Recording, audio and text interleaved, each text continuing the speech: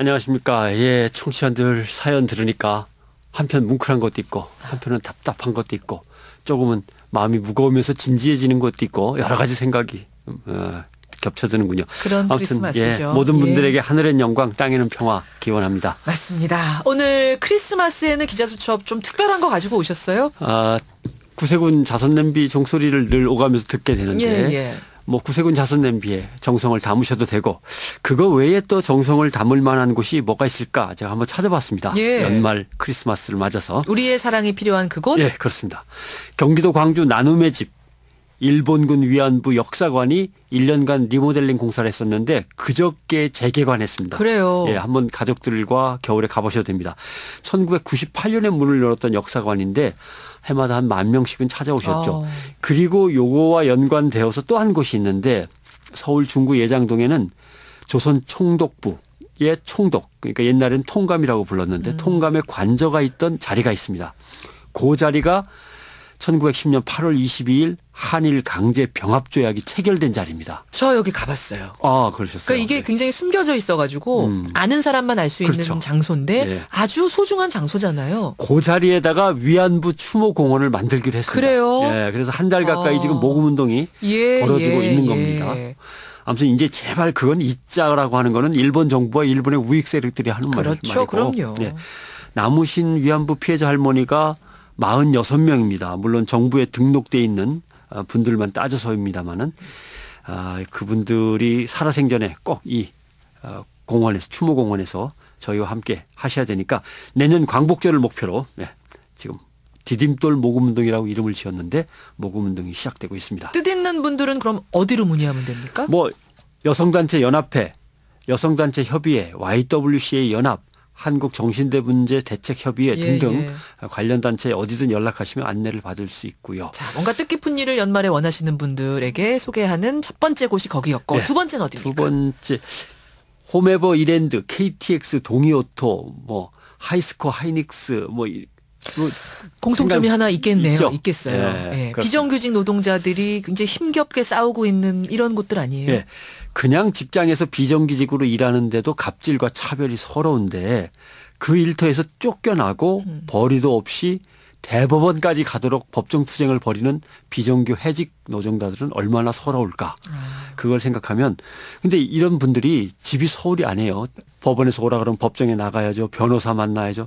사실은 서울 올라올 차비 구하는 것도 만만치 않고 서울 가면 또 먹고 자는 건 어서 하나. 숙식도 문제고. 그래서 마치 이런 생각을 했어요. 여름방학에 외갓집 같은 공간 하나 조그맣게 만들어 놓자. 서울에다가. 누구든 비정규 해고 노동자들은 잠시 함께 만나고 머물 수 있도록. 1년 전부터 뜻을 모아서 가칭입니다. 비정규 노동자의 집을 만들자라고 해서 모금운동을 기획했습니다. 그렇군요. 일단 일반 회원을 모집하고 있습니다.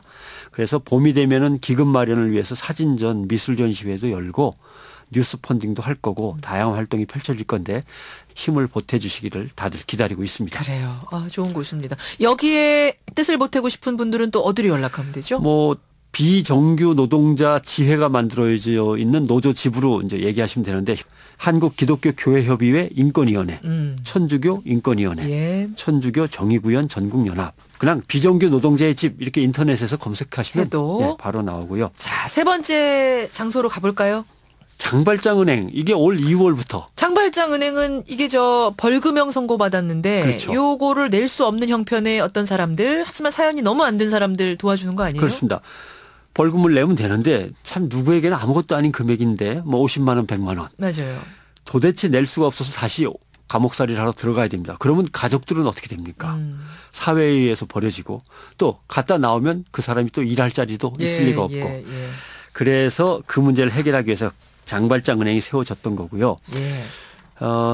인권연대가 운영을 맡고 있습니다. 잠시 조금만 도와주면 일어설 수 있는데 교도소로 다시 간다면 다시 일어설 기회가 사라지는 거죠. 그러니까 이 사람들이 뭐 죄를 안 지었다거나 억울하다 이런 건 아니에요. 죄진 건 맞아요. 벌 받는 것도 맞지만 다 인정도 하는 거고. 벌금 내는 걸 못 내서 다시 노역하러 다시 들어가야 되는 이 상황은 우리가 좀 막아보자. 지금까지 270명 정도가 대출을 받았더라고요. 근데 가장 많이 대출받은 사람이 300만 원이에요. 그 대신 대출심사위원회가 엄격합니다.